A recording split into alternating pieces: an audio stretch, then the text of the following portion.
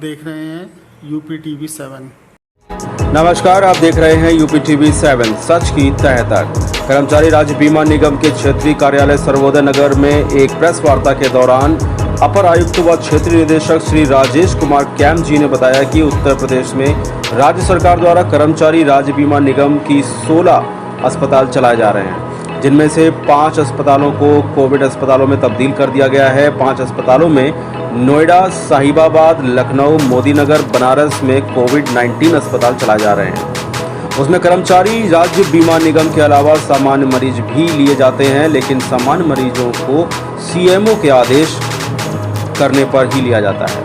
Shri cam ने बताया कि कोविड-19 अस्पतालों की क्षमता को बढ़ाया जा रहा है। जिन अस्पतालों में 150 बेड हैं, अब उनमें 200 बेड किए जा रहे हैं और ऑक्सीजन पाइपलाइन का कार्य भी लगभग पूर्ण हो चुका है। उन्होंने यह भी बताया कि हमारे अस्पताल लगभग पूरी तरीके से कोविड-19 की तीसरी लहर के लिए तैयार कर दिए गए हैं।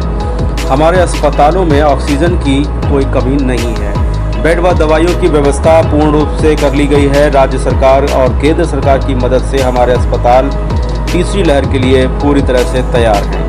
उन्होंने यह भी कहा कि जिस तरह हम लोगों ने कोविड की दूसरी लहर में जनता की सेवा की है, उसी तरह यदि कोविड की तीसरी लहर आती है तो उसमें भी कर्मचारी राज्य बीमा निगम के अस्पताल पूर्णतः लोगों की सेवा के लिए तैयार रहेगा। उन्होंने यह भी बताया कि कानपुर में भी जांच मऊ में उनके द्वारा संचालित हो रहे अस्पतालों में कोरोना की पहली लहर में उसका प्रयोग किया गया था, परंतु दूसरी लहर में कुछ कमियों के कारण उसका प्रयोग नहीं किया गया, लेकिन अब वह पूर्णतः तैयार है। यदि जरूरत पड़ेगी तो तीसरी लहर में उसका पूरा प्रयोग किया जाएगा।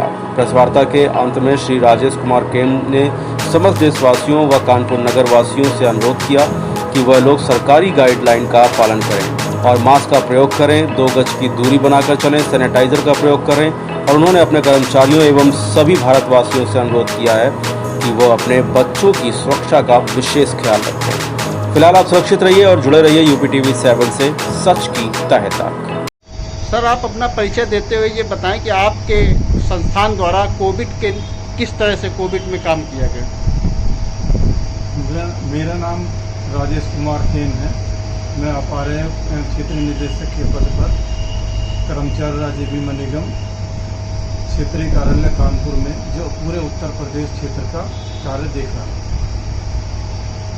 इस दौरान कोविड की जो महामारी की दूसरी लहर आई थी, उस दौरान हमारी जो है ESIC के अंतर्गत केंद्र सरकार एवं राज्य सरकार दोनों के द्वारा संचालित अस्पतालों और औषधालयों के माध्यम से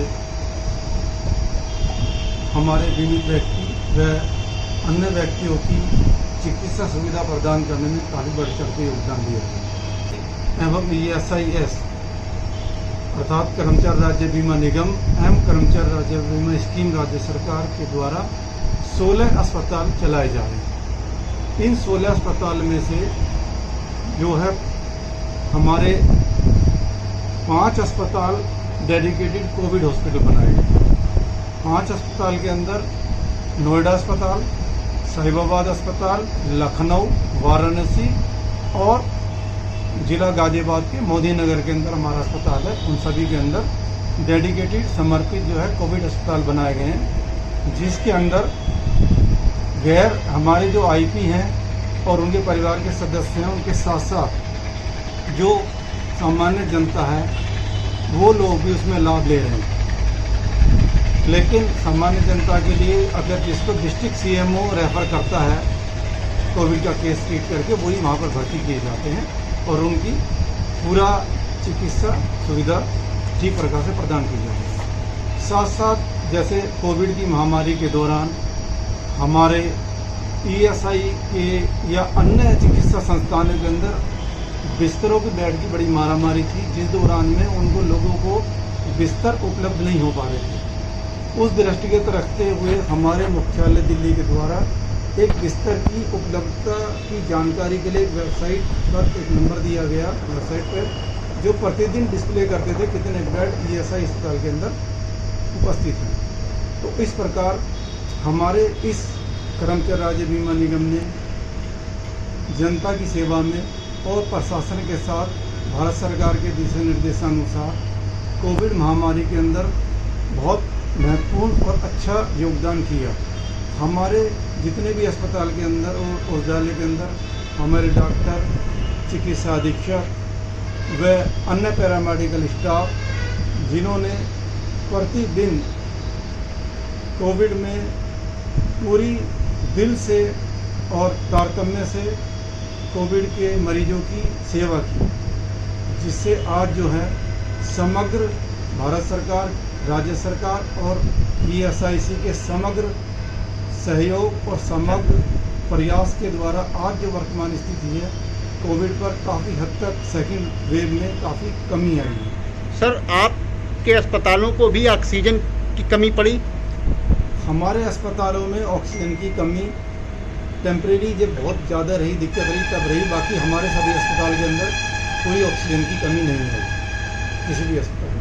आप लोगों द्वारा जो WHO ने थर्ड वेव की बात बताई है, उसके लिए क्या तैयारी की गई है? हमारे यहाँ पर उसके विषय में कार्रवाई चल रही है। जैसे कि हमारा बनारस ESIC हॉस्पिटल है, वहाँ पर कोविड की थर्ड वेव के मद्देनजर रखते हुए वहाँ के जिला अधिकारी के द्वारा एक पत्र आया था कि आप जो है इस अस्पताल के अंदर जो 150 बेड तक हमारी ऑक्सीजन की पाइपलाइन है, उसको 200 बेड का इसकी कैपेसिटी है, उसमें 50 बेड में अतिरिक्त और करी जाए, उसके लिए कार्यालय आदेश जारी कर दिया गया। और ESI हॉस्पिटल जो वाराणसी में है, वहाँ पर ऑक्सीजन प्लांट भी, वहाँ पर जो नया ऑक्सीजन प्लांट है वो भी वहाँ पर स्थापित कर दिया गया है, जिसको राज्य सरकार की सर, थर्ड वेव की तैयारी लगभग पूरी तैयारी आपकी कितने समय में हो जाए, कंप्लीट हो जाएगी? अभी थर्ड वेव की फेस मैनल में कर रही है, क्योंकि इसके अंदर हमारा राज्य सरकार का भी बहुत योगदान है, क्योंकि राज्य सरकार के द्वारा 10 अस्पताल चल रहे हैं जो राज्य सरकार के द्वारा किए जाते हैं। तो इसके लिए इक्विपमेंट और जो उसकी आवश्यक ऑक्सीजन के संबंध में हमारी कार्रवाई प्रक्रियाधीन है, और मुख्यालय के निर्देश और अनुमोदन के उपरांत हम आगे की कार्रवाई करके हम इस थर्ड वेव के अंदर भी अपना पूर्ण योगदान देंगे, ताकि जिस तरह हमने सेकेंड वेव में पूर्ण योगदान दिया है, ताकि भारत सरकार की और आम जनता और अपने IP के लिए हम भरपूर योगदान दे सकें। सर, आपके कार्यालय द्वारा कानपुर नगर को क्या दिया जाएगा?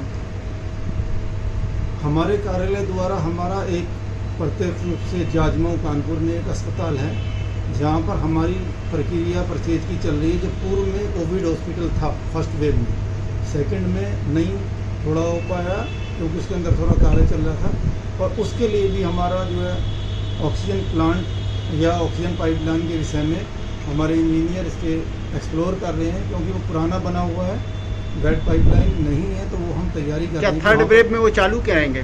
नहीं, चालू तो आज भी है वो हमारा, लेकिन थर्ड वेव के अंदर हमारी ये पूरा प्रयास रहेगा कि ऑक्सीजन जो इस समय ऑक्सीजन सिलेंडर के माध्यम से वहाँ ऑक्सीजन उपलब्ध है, उसका पाइपलाइन के माध्यम से उपलब्ध कराने का बेड पर ही पाइपलाइन के माध्यम से प्रयास किया जाएगा। सर, लखनऊ अस्पताल में हमने ESIC का है, वहाँ पर भी हमने मैनिफोल्ड सिस्टम के थ्रू गैस पाइपलाइन के माध्यम से पाइपलाइन ऑक्सीजन प्रोवाइड की गई है, और वो भी इस समय कोविड है। सर, आप अपने प्रदेशवासियों को थर्ड वेव के लिए क्या सचेत करना चाहते हैं? मैं यही सचेत करना चाहूँगा कि जो राज्य सरकार या भारत सरकार के दिशा निर्देश, जैसे कि मास्क लगाना, बार बार हाथ धोना, या जो दिशा निर्देश सरकार के द्वारा जारी किए जाएं, या किसी भी चिकित्सक के द्वारा उन्हें सलाह दी जाए, वो उनका अक्षरश पालन करें, और जो जैसे भीड़ भाड़ के क्षेत्र में न जाएं, 6 फुट की दूरी रखें,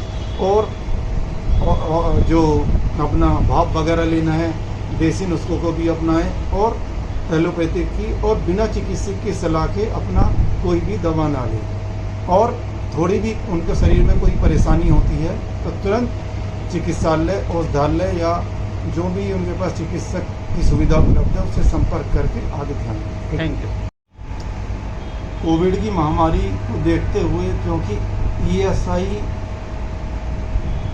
स्कीम के अंतर्गत इसके जो स्टेक होल्डर हैं, नियोक्ता, बीमित व्यक्ति और केंद्र और राज्य सरकार, भारत सरकार के द्वारा दिशा निर्देश के तहत ESIC मुख्यालय से कोविड की महामारी देखते हुए जो आर्थिक इस समय परेशानी से सभी व्यक्तियों को गुजरना पड़ रहा है। इस दृष्टिगत रखते हुए मुख्यालय के द्वारा हमारे जो नियोक्ता हैं उनको जो एक अंशदान प्रत्येक महीने 15 तारीख तक जमा करना पड़ता था, उस दृष्टिगत रखते हुए उसमें छूट नियोक्ताओं को दी गई है।